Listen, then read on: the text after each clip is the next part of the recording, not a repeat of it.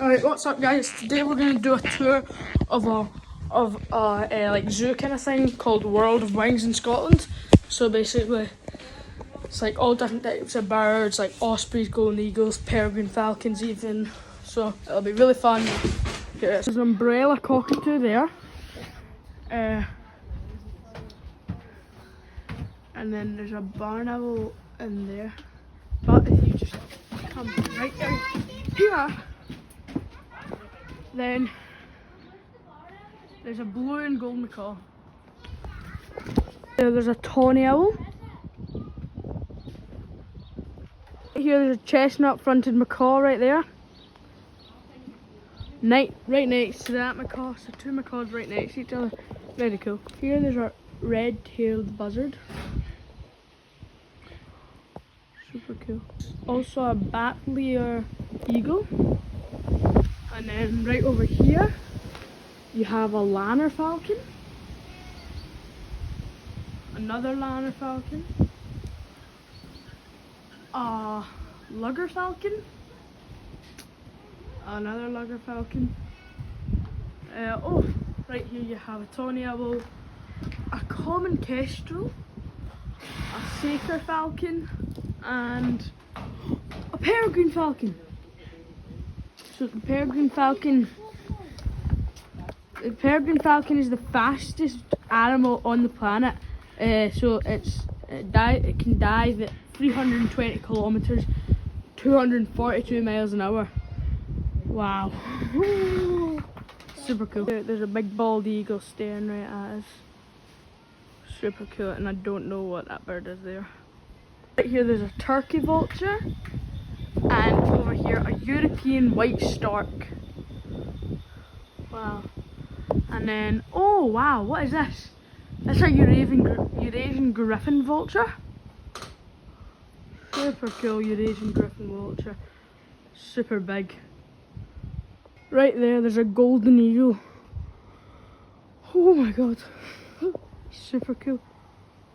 The black-chested buzzard eagle.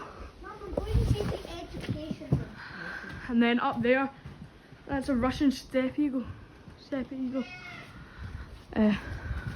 There's a Harris hawk. Super cool. A long-eared owl in the back there. See that? I really like owls. I might get one. Oh, a barn owl. I know this. Yes, I've heard a barn owl in Portugal before at a birds of prey thing. And a brown wood owl. I know them too. They're super cool. I've not held one of these though. And then, just coming along here, Gyrex saker falcon. There's nothing. There's a European eagle owl. European eagle owl. Well, it looks like it's dead, but it's not. So, eagle owl is very cool. I would very much. Snow owl up there. You can see it up there, snow owls. And an Arctic pied crow. I knew it. So there's an Arctic pied crow down there, and I thought it was a pied crow, but I didn't ask them. So that's a great horned owl. And there should be a common raven in here. Oh yeah, oh, it's up there. That's common raven. And then the great horned owl is just right there, staring at me. Okay, hello.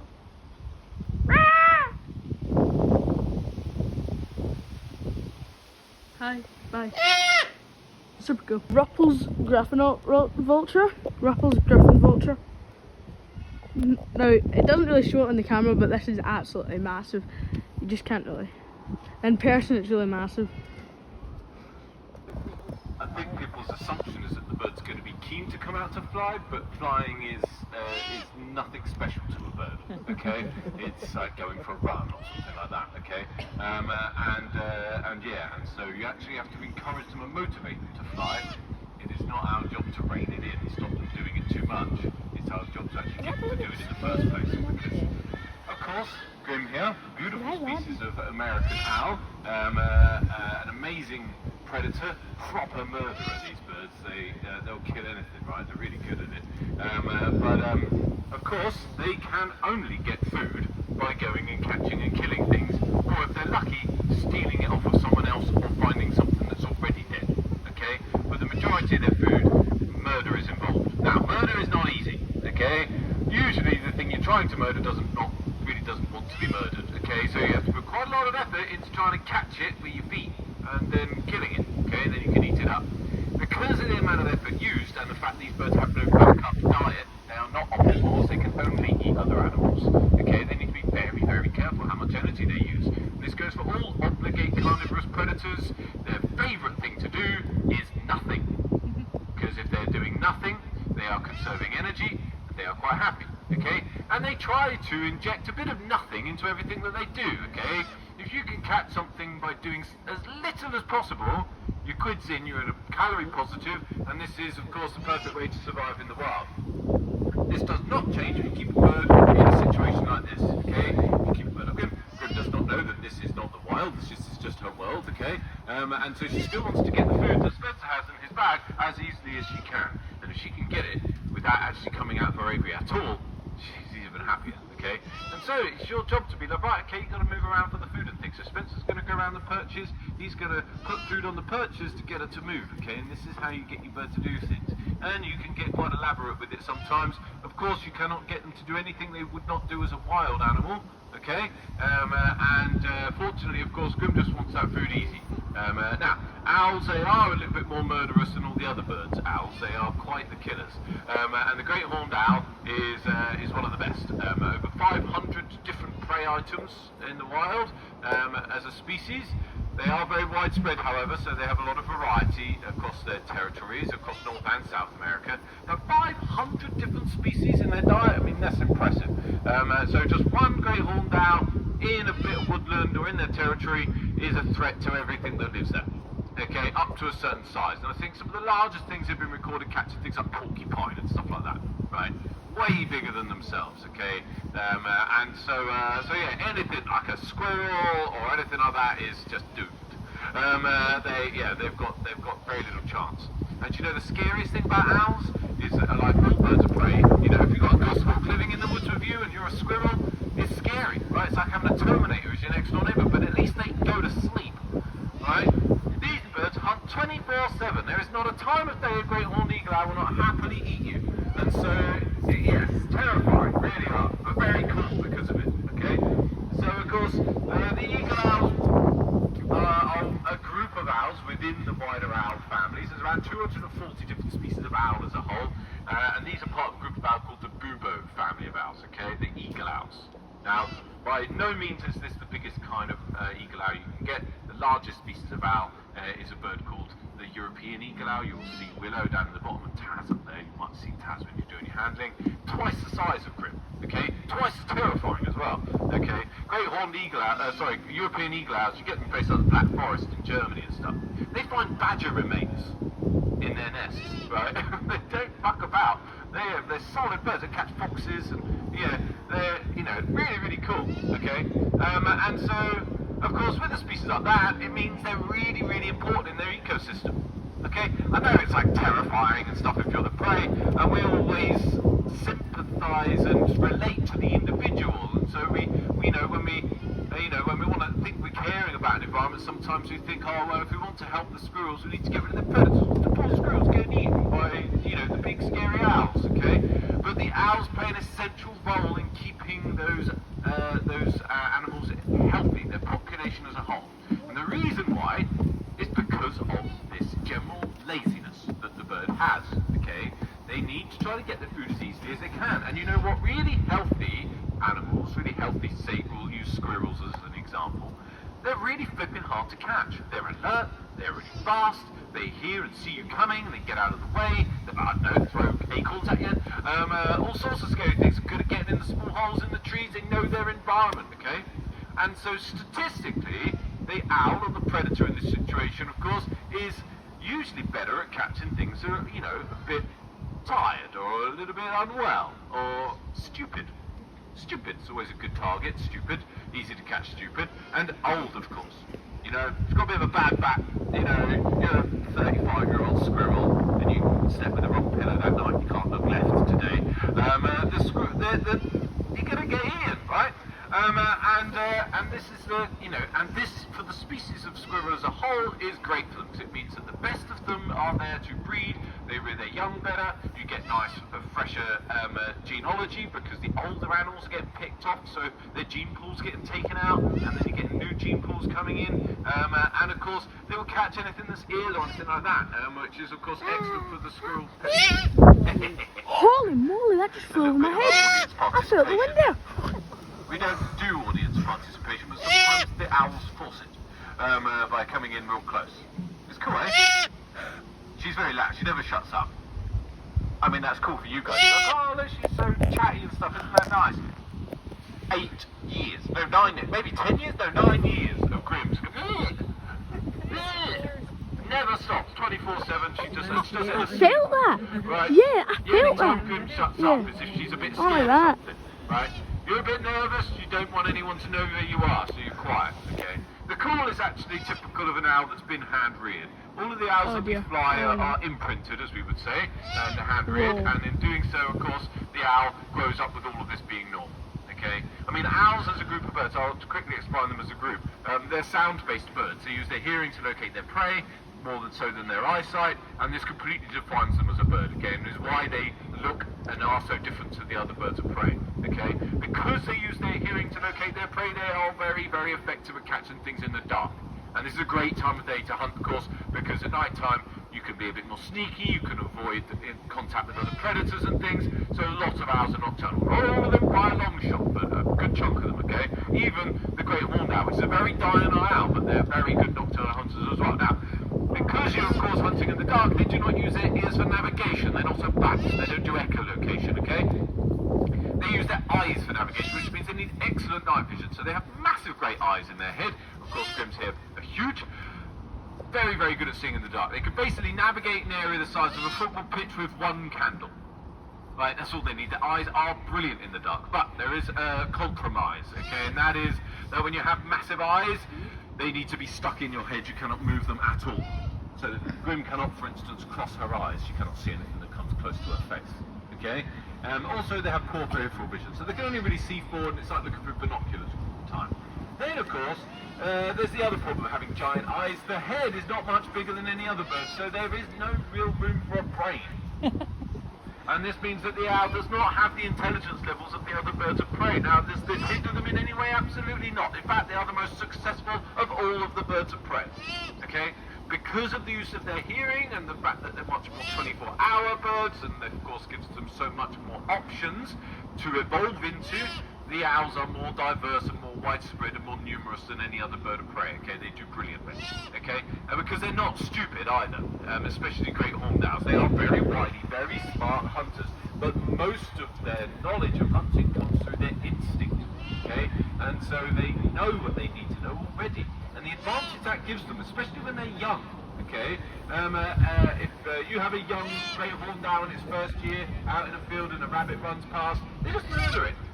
Right? You can't say that even if you've got like a red-tailed buzzard or something. Rogue, a beautiful red-tailed buzzard, she's great, right? Really great predator, you know, and she's a great hunting bird. She's trained to catch European brown hares, which are much larger than her. But you have to train her to do it. You need to feed her on the rabbits and the hares so that she sees what they are and she knows that there's food inside that cute exterior. Okay? She needs to know that she can swoop down and grab them. So I use a fake rabbit and I drag it along the ground with food tied to it. She comes down and grabs that, and then she gets fed. She's like, that's what you're supposed to do. Okay? And then I use like a bigger hairlaw, a big one, and then I drag that along the ground. She's a bit scared of the hairlaw because it's bigger than her, right? And so you need to build their confidence working it up to it, okay? So if you've got a young red-tailed buzzard in its first year and a rabbit runs through the field, they'll just look at it and go past and go, oh, that's cute. Okay, not that interested, okay, but of course you need to teach them to do it. There's a bit of it, there is instinct in them. They might give chase, but they usually just fly over the top of it when they get near enough. Okay, they need to work. Owls are not like that. They're just murder. You see the thing move, it can eat, it's edible, right? Go down and kill it. And this is instinct, and instinct is just, you know, primeval, amazing kind of concept, a mechanism to ensure that living things on this planet can survive in such a dangerous and fast-changing environment, okay? Most birds do not make their first birthday in the wild already. It's already hard enough, okay? And so when you have to learn, which requires trial and error, okay, error in the wild nearly always means death, okay? And so for birds like golden eagle, 70% of them don't reach their first birthday in the wild. Right? That's rough, eh? really difficult time for them. But that's all part of their natural selection. Here she comes. And so, of course, the great horned eagle owl here, you know, knowing and being confident about murder from the offset is a big, big advance for them. They don't need to worry about that. There are downsides to it. They're not quite as adaptable, maybe, or something like that. If there's a big change, maybe in their food sources or something, but that doesn't seem apparent either. They are smart, wily hunters. They just don't learn to trust things very easily. They're very similar to cats in that sense. Big eyes, small brain, very untrusting. Don't like trusting new things. Anyway, that's Grim done. Give them a round of applause for food quite well today. Lisa decided to go and fly Stanley in Crocs the other day and got stabbed in the ankle. And Stanley's a nice bird these days. He doesn't do a whole lot of stabbing, but he's a basic bird. He's not complicated in his mind, and if for any reason he feels that there's a reason to be aggressive, he doesn't always hold back. And of course, he's not a bird of prey, so he doesn't use his feet. There are birds of prey that have long legs like storks. They're called secretary birds. Oh, They no have secretary birds. an ability to leap Okay, up in the air and try to secretary kick you in the birds. head. Which is, I've never worked one before. Ah, look at this. Hello, boy. But he is not a bird of prey. He is an obligate carnivore. He only eats other animals, of course, but he uses his beak to catch those animals, and therefore he is not a bird of prey or a raptor, which is the proper term. He is, of course, in this case, one of the stork family, and storks are amazing because their beaks are not just like, this is the European white stork, which is, of course, probably the most famous stork across Europe, because they, for millennia, migrated out of Africa back into Europe for breeding. They nest on people's houses, they bring babies, and all that kind of stuff, and so they're very common in our imagery and our history, even here in the UK, even though they've been extinct in the UK, before they're kind of... Apparently one of his feathers is falling out and he's scared of it. So he's running away. And so of course, even in the UK we recognise storks despite the fact we haven't had them living in the wild here for centuries. Hello boy. But you get things like spoonbills and shoebills and all of these things, part of the same family of bird with a slightly different evolution of how to use this beak on your face, this bill, this weapon, okay? The European white stork likes the wetlands of Europe, estuaries and bogland and fenland and things like that, and riverbanks and things, just like our herons and stuff. And so, of course, they walk through all the long water and the long grass, and that beak mounted on their head on a long neck is just a really cool spear, okay? So they basically can't catch anything up to a certain size, and they can swallow whole. The beak is a rubbish knife and fork, and so he can't make his food smaller like a bird of prey can. Got hit Can't by tear it 2 up. bird wings in the head. And so, of course, he needs to swallow his food whole. He's got quite a wide mouth. He can extend his mouth a little bit, can't probably see it, swallow yeah. something like a medium-sized rabbit head first. He doesn't have the ability to chase things and stuff, so he's not going to try to be outperforming. He's going to be sneaking through the water with his head and then things like that, and then like that, stab. Okay, he can grab as well, like the old Mr. Miyagi with the chopsticks. Sometimes a fly goes past his ear, he's like, gets it like that, throws it back. It's very cool. And yeah, so aquatic, semi-aquatic life, mammals, birds. Basically, all sorts of bugs and things. Basically, anything that is not flying, Stanley. Go back up, boy, come on. You have to try again. Sometimes he runs down to pretend that he did something, right? And hopes he gets a reward for it. But Lisa's, she's a good bird trainer, so she's like, Stanley, you have to do it right before you get a reward. So he has to walk back up and go do it again. And yeah, so of course with this design, very stabby, very good at stabbing fish in the gills and things to immobilize them. Spearing a frog, bring your head up to the frog on the end of the newts and all sorts of things, like lots of bugs and things out of the water.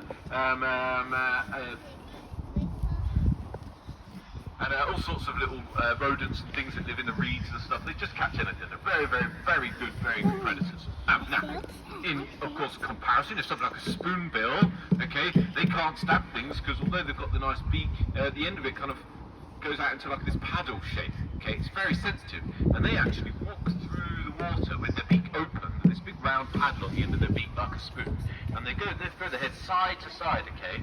And it's very sensitive, and as soon as it hits something like a fish, they catch it, and then they'll throw it down. Okay, that's really cool. And then you get things like the shoe bills. You must have seen the shoe bill online. Big round faces, big long beaks, and then they clack their beaks just like this stork does. But because they've got big round beak, the percussion is really deep, and it's quite scary. And they eat things like alligators. So they're a big, massive, big, bam, grab it, throw it back with a young alligator, not like big ones. Yeah, they're so cool storks. They really are amazing animals. Unfortunately, as I said, they went extinct in the UK. Now, a lot of decline with storks throughout Western Europe, and especially since the Second World War, because of course the basically the invention of intensive farming, okay, and the loss of bug life, the loss of wetlands, basically straight off the bat, irrigating landscape and bogs and things like that to turn them into farmland to feed everyone after the Second World War. Great for people, lots of boom, but lots of bust for the poor storks, flying all the way back from Africa to find that their big old bog is now filled, right, with no food in it for them. And so they've really declined by quite a lot. But as is the tradition in the UK, we managed to, of course, get rid of all the storks before we did any of this, just through killing them and stuff. So yeah, unfortunately, I think the culture for these birds may have changed. For thousands of years, Europeans have adored and praised and worshipped these birds, okay? The idea that they bring babies, of course, is very much a Disney thing, but it stems from a belief that people had in storks that if they were to come and successfully nest on your home, that it would bring good luck in childbirth and childbearing, okay, and even fertility. Because having children, of course, is great, but before modern medicine, you got like a 40% death rate in childbirth for women. It's terrifying, and they were not, they were not ignorant to this. They would have been incredibly anxious, and what are humans very good at doing when they're very anxious about stuff? Making something up and believing it wholeheartedly. And so, of course, the idea that a stork's going to come and nest on your house and everything will be okay, is one way to alleviate anxiety. And I know, I don't like to be a part of people go, oh, that's obviously wrong. It's silly, but it's harmless at the same time. It's not causing anyone to have any, kind of hostile kind of opinions about anything. And it's a belief in the natural world around you, okay? And it helps protect storks. In fact, during those periods, when people would build a home, they would put like an old wagon wheel or structure up on the roof to encourage the storks to nest there, okay? And now, if you go out to places like Poland even today, storks still nest on people's houses. They will, in the middle of the villages and towns, they will have structures right in the middle of the town. Hey, good boy. They will put a structure with something up on the top, a big frame, and the storks will come back and nest there every year. They're a huge big stork nest. They show up at March, right? Easter now, right? But this was, of course, before Easter was a thing. The vernal equinox, you might say, beginning of spring, the storks show up. Nobody knew that Africa existed. Nobody knew where these birds went. They just disappeared at the end of August, very early September, and all of the thousands of storks would come together, and then away they would fly. And you would not see them all winter. They would fly 6,000 miles to Africa, about 47 days or so they reckon the migration takes, and then they would fly all the way back again, up round the Mediterranean and things, up through Europe, into places like Poland and France and Germany and the UK as well, and they come back to the same nest each year, right? So if you have a pair of storks on your roof, they will rear young, maybe 2 chicks, maybe 3 if you're very lucky, but probably about 2 chicks. Don't go in there. Don't go in there. Thank you. Yes. And those chicks would grow up. Your kids, of course, will hear those storks clacking their beaks in early March and leg it out of the house to go and see the storks about. And everyone would be dead excited about it. Sometimes one of the chicks wouldn't survive, and mum or dad would just throw it out into the nest, and one of your kids will find it and cry and, kind of learn about life and death. And then off they go. The chicks have grown up, and then they leave, and they don't. And they don't come back again for 6 months or so, So it's a big time of the year, big celebration when the storks come back. It's not the same as swallows and swifts and things, because it's huge, right? And you get these huge flocks of them. It's a stunning scene. But I don't know what changed.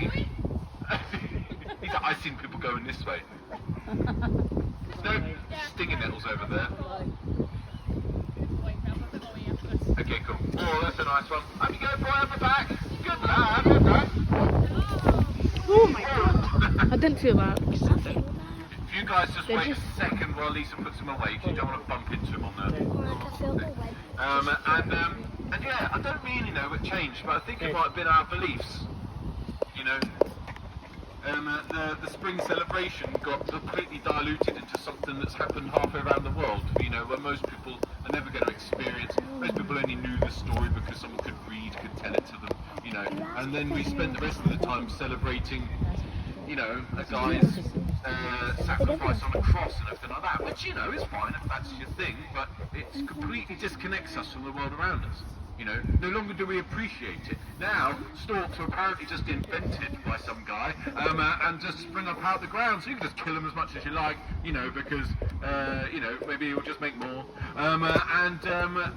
Yeah, and so, you know, so they're not valuable anymore, and I don't know if that was really the thing. Now, a crossover in mainland Europe, of course, it's the same thing, but you can still go there today. You go to a place like Poland, which is a deeply religious country, you know, deeply Christian country, and yet they still hold on to a lot of their kind of older beliefs in their kind of day-to-day kind of cultures and things like that. And there is still hostility towards storks. Some people don't want a stork nesting on their house. Do you just imagine being the kind of person which a stork comes and nests on your house, right? And you go, oh, but what about the price of my property? You know, will it bring my house price down? You know, if I was buying a house and one had a stork nest on it and one didn't, I wouldn't even care what that house was. I would want to live in it, right? Because they come back every year. It's the same storks, same pair come back each year, right? They're like yours. They're part of the family, right? I think that would be great. And I personally feel that one day the stork reintroduction programme in Sussex at the Neff Estate is going quite well. That if they re-establish themselves in the UK, it will have a profound effect on our connection to the natural world. We are so detached from it that, yes, you're interested in it, we all love nature, right? But you've got to force it, you've got to go out and find it, you've got to go look for it. It's not forced upon us like it used to be. You know, because we look at nature as very much an inconvenience if it's in our face. But when you've got storks on your roof, pooing everywhere, and there's a clack in their beacon 5 in the morning and everything like that, you might be, oh, but you wouldn't half miss it if it wasn't there anymore. And for your kids to grow up with that routine, you know, to come back and see the storks on your roof or something like that, I think that would just be really good for us. Anyway, our next bird is a lovely African bird. She's called Cricket. It's Cricket, yes.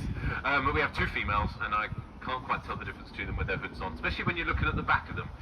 Cricket has much more kind of pronounced heart-shaped dots down her chest. Asher has these too, but for Cricket they really are very heart-shaped. She's a little bit paler as well.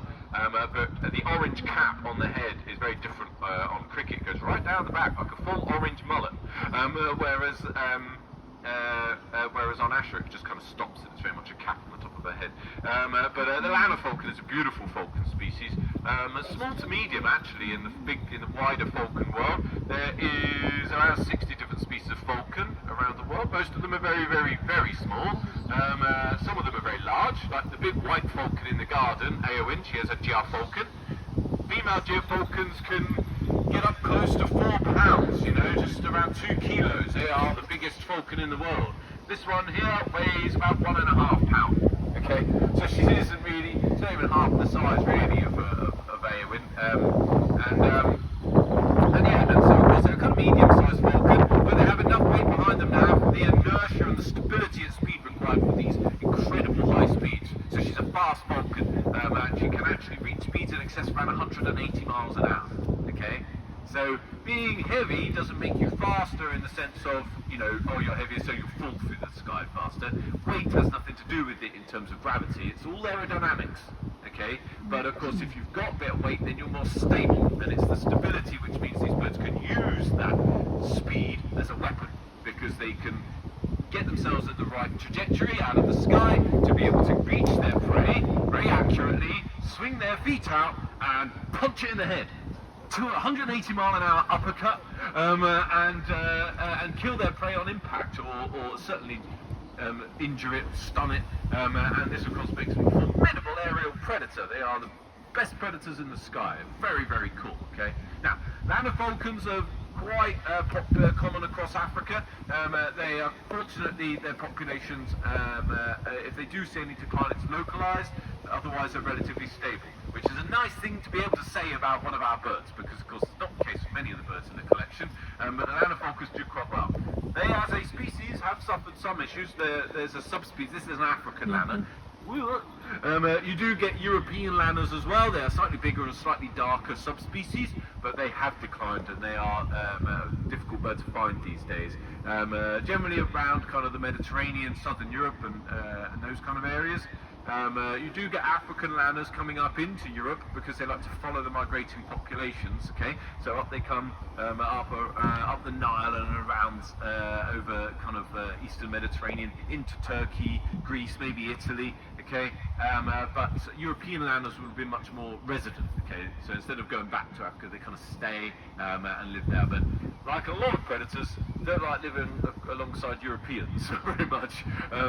We just have such a hold on the landscape. We don't tend to allow.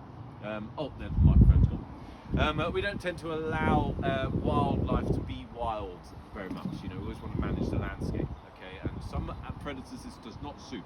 So it doesn't seem to suit the European lanners. But Africa, of course, is still a very wild place, and so huge amounts of birds migrating in and out of the continent, and the Lanofolcus love this. So once they establish a territory as an adult bird and a breeding nest, a site and everything like that, then of course as they get migrated birds come into their territory, they're going to target them to, of course, help feed their young during the breeding season, or just feed themselves. Now, hunting prey when it's on the floor is a bit risky when you're a falcon, okay? If you're like a peregrine falcon, the fastest animal in the world, famous, probably one of the most popular birds of prey, okay?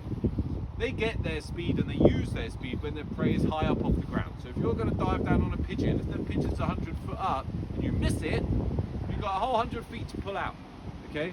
And they can pull out of a 100-mile-an-hour dive in way less than that, so 200-mile-an-hour dive. So slingshot back up, loads of space to do it. If your prey's on the floor, you can't dive straight at it because you're going to create a big crater in the floor. You're going to be very dead.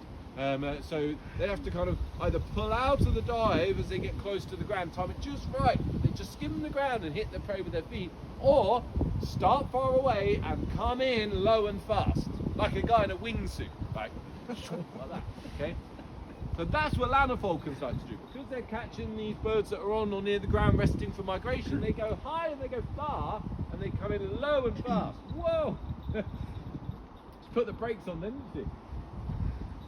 Sneaking around the tree there. She's definitely trying to catch. If she hits Lynn's floor, Lynn has to give it to us, right? So she's trying to use the environment, trying to sneak up on her, trying to outsmart her a little bit. But Lynn's been doing this quite some time now. So Lynn actually trained cricket. So cricket's been battling with Lynn her entire life, trying to get that lure off of her easy. So sometimes cricket wins, sometimes she hits it fair and square, and Lynn has to give it up. And it's only a good thing. It means the bird knows that they can win the game, so they do play. Whoa, that was a cricket one. And so by going up high and far, they get a good view out over the flock of birds. But just like with the owl and any of the other birds of prey, they want to get there. Oh, well done, guys. Give a round of applause. Very good cricket. Just like with any of the other birds of prey, they're trying to get the easiest one. Okay, so when you're diving in at 180 miles an hour and you're coming in real low, skimming across the ground, you've got landscape behind you, it's very hard to see you coming. The most alert birds are going to spot you coming, and they're not the ones you're interested in because, of course, they're too hard to catch. Okay, they can do it, but they want the easiest one. So they want the one that's not paying attention. Okay, the one that's tired, like I mentioned before, ill, old, stupid, young, some horny male not paying attention because he's using the wrong brain, and then you can come in, and then of course if you manage to kind of catch them out, if they do panic at the last minute, it's maybe a short chase, but if not, they don't even notice you coming, bam, instant death. It's very cool. Okay, not for the prey. Actually, it is kind of cool for the prey because dying instantly is rare in the wild. Usually you die by getting your head eaten off until you're dead. You have to lay there and want something eaten through your chest or something. Awful way. There's no nice way to go in the wild except being punched in the head at 180 miles an hour. They can even decapitate things. It's gone a bit too far when it's got decapitation happens because of course the bird swoops in, big long toes, grab the prey and hit it hard, and then the head comes off. And the big juicy bit you want flies off into the mouth of a lion, and then you're just left eating the rubbish head, which is not really what they wanted to do. So they like to keep it intact if they can. And yeah, so coming in low has its benefits because you can get quite close to the flock before the really alert birds see you, because their panic will of course set off the ones that you're targeting as well. So you want to be as close as possible before they see you coming. And all of this, 180 miles an hour, diving in, all of those thousands of birds taking off in front of you. And this is where these birds are really, really cool. It's their eyes, okay? They can actually identify birds the size of a pigeon. It's sort of around up to 6 miles away, right? And so their long distance vision is mental, okay? But it's the speed at which their eyes work. If they have 1,000 birds all taking off in front of them, they can see each individual wing beat, right? Not just each bird, even the wings don't blur. They see it all. Their eyes take the information in, okay, and process it so fast. It's like looking at the world at 200 frames per second, okay? And so they see each little weakness in each bird, you know. One bird's wing's not doing quite so well. They see it in the flock as it's taken off, and then they'll cut in behind it and try to catch it out, okay? It's really, really cool.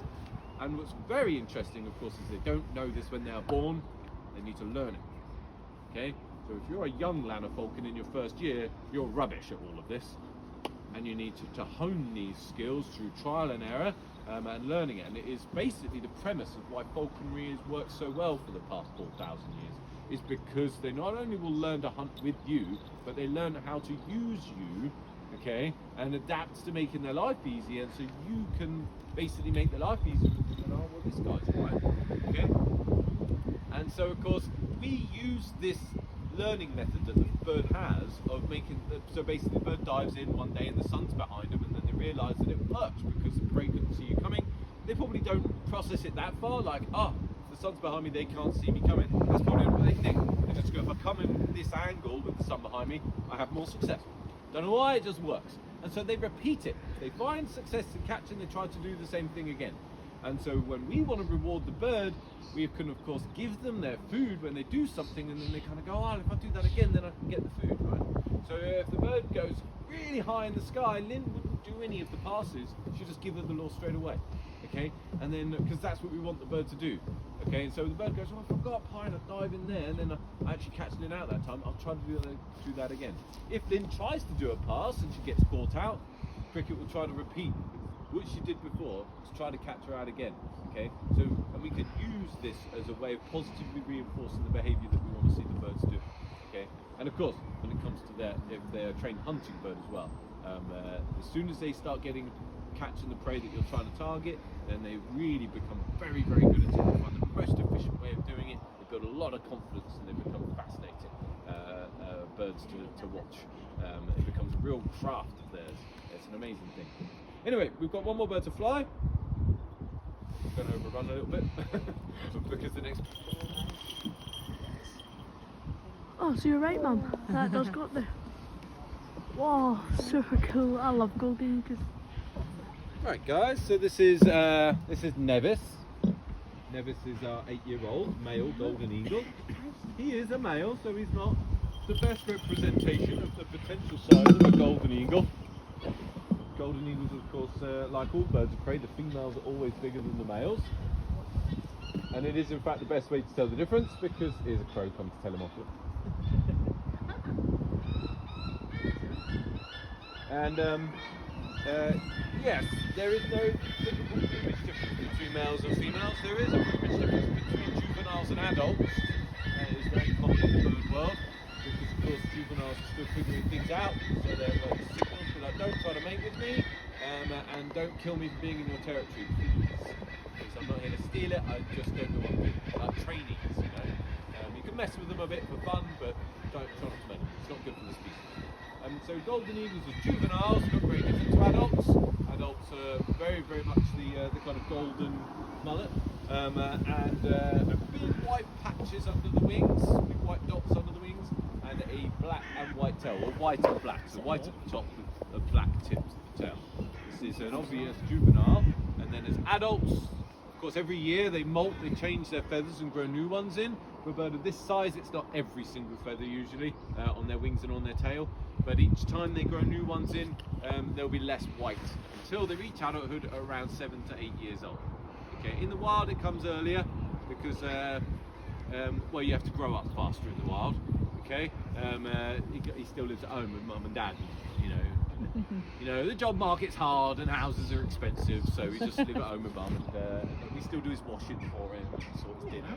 And yeah, so he doesn't quite need to grow up like he do in the wild, eh? That's him making that noise, by the way. That boop, boop, boop, boop. Yep. He's trying to tell the crows to leave him alone. No, he's going, help me! Help me, the crow's being mean! Oh yeah, there's a lot of crows. These are jackdaws, the small ones. So. Well, there's like 20 So yeah, I think, there's or not like- much we can do really about it at the moment. We just kind of hope that that as the youngsters of the crows grow up a little bit, that the crows kind of get bored of it and give it up. And yeah, if it becomes a common thing, I might end up just flying Nevis over the winter time and giving the summer off. He's not bothered. Like he'll just fly when I ask him to, and try to do as little as possible in the meantime. Oh, actually, I was talking about how the birds don't really like to do much right at the start of the display. Golden eagle's a really great example of this. Oh, it's a black-backed gull. Look at that gorgeous thing. The gulls nest up on the kind of reservoir water pumping station up top up there. It's an underground reservoir, gravel top. They love nesting up there, so there's a few up there. Every time the bald eagle flies down there, he gets his butt handed to him. Funny. And yeah, so the golden eagle, of course, is this bird which is incredibly efficient in the wild. And they studied a pair over in Idaho, actually, in terms of activity, and the male did nothing every day for 75% of its day. On average, the female's a little over 80% of her day not doing anything at all. Now, this is going to vary massively throughout the year. The jackdaws will keep out of the way. It's that bigger crow. You see how it has a bit more to go in?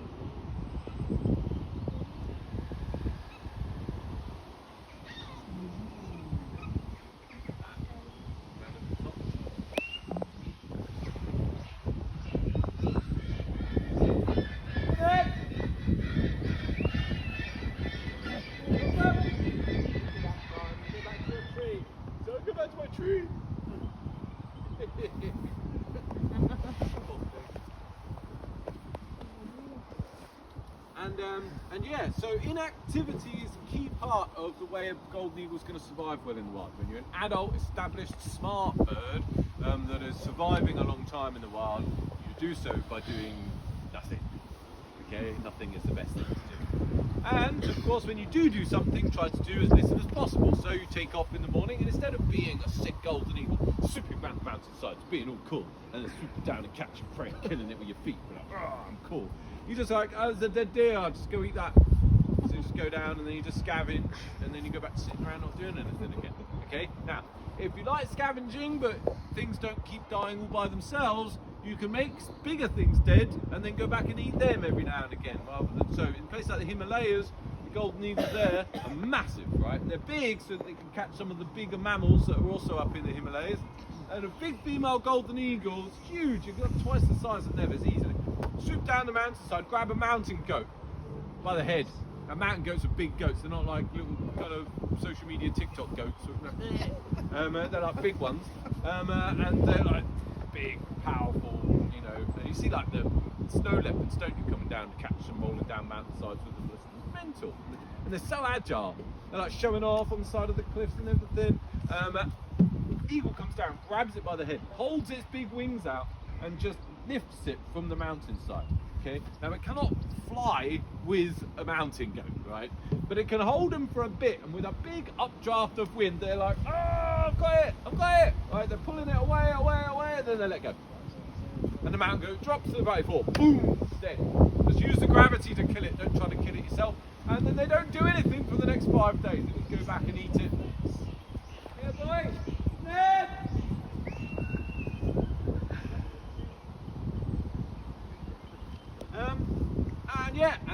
And then of course you don't need to do anything again. So it's a bit of a big risk, high reward situation. If you get it a bit wrong and you end up tumbling down the mountainside with it, you're going to break a wing and then die. And so yeah. But and this is reserved for the experienced adults. You don't get a juvenile first, second year golden eagle grabbing mountain goats trying to pull them off a cliff. They'll get it wrong, right? And they'll die. And I'm sure they try and they die as well. You know, you get it. Like I said, the 70% mortality rate in the first year. Okay, for golden eagles. Most of them don't even leave the nest. Golden eagles commonly have 2 chicks. Only one ever leaves the nest, right? So you're running 50%, right? And then the rest of them got to get through their first year, their first winter. They don't know what to do. They haven't established territory, so they don't have the constant food source, the knowledge of how to fly well, the fitness and the strength. Okay. And so immediately you're taking 70% of the golden eagles out of the situation before 1 year's down, and what's left still have to live for another 4 years or 5 years or so before they become adults.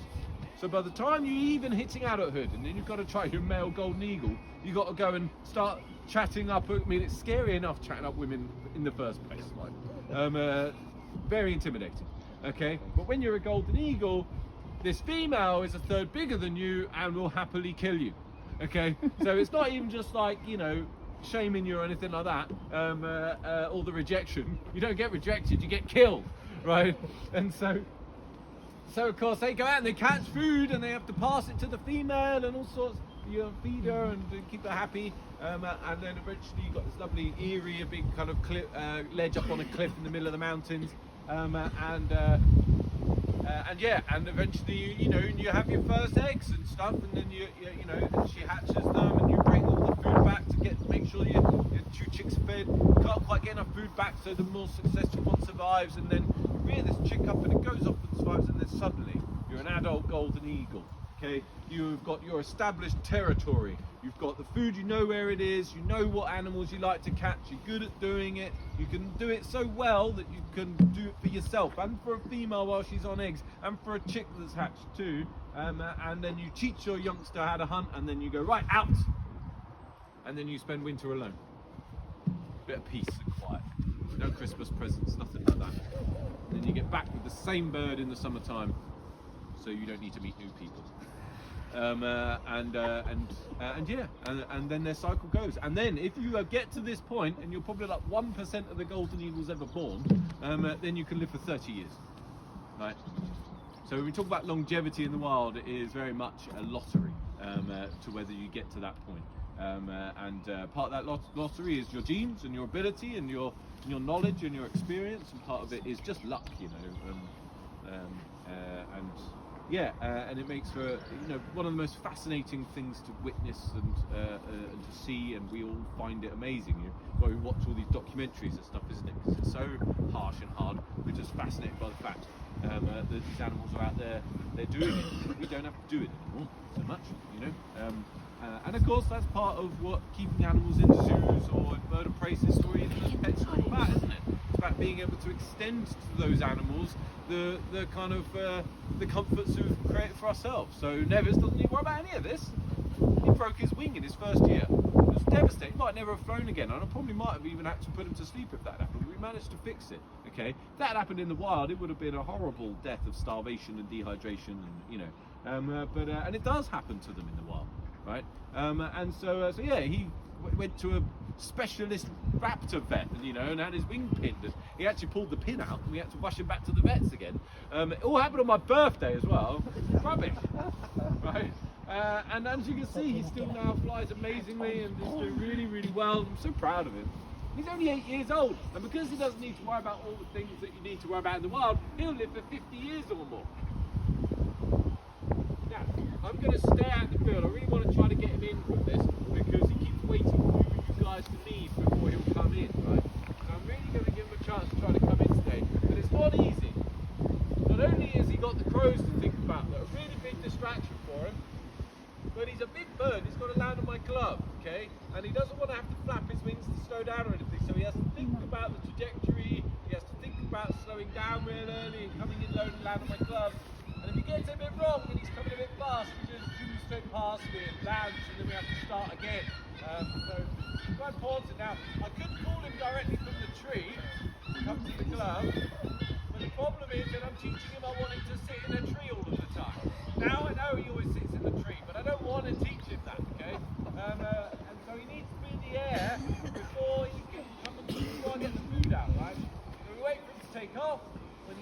a position, I get the food out, try to call him in. If he comes in, lands on the glove, excellent. If he doesn't, lands on the tree, we have to start again. And I could be out there some time, right? So we'll try to get him in. If he doesn't come in the next 5 minutes or so, then we'll have to finish. You guys can all get on with your day, and then I'll just wait until he does it in my own time.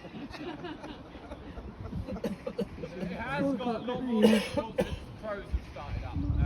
It's very distracting by it.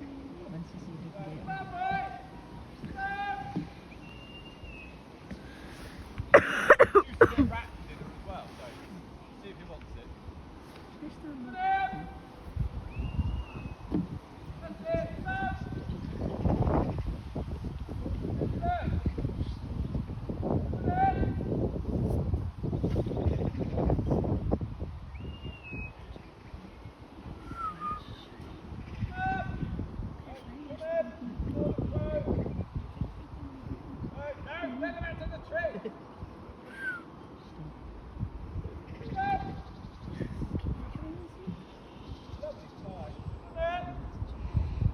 No, he's not.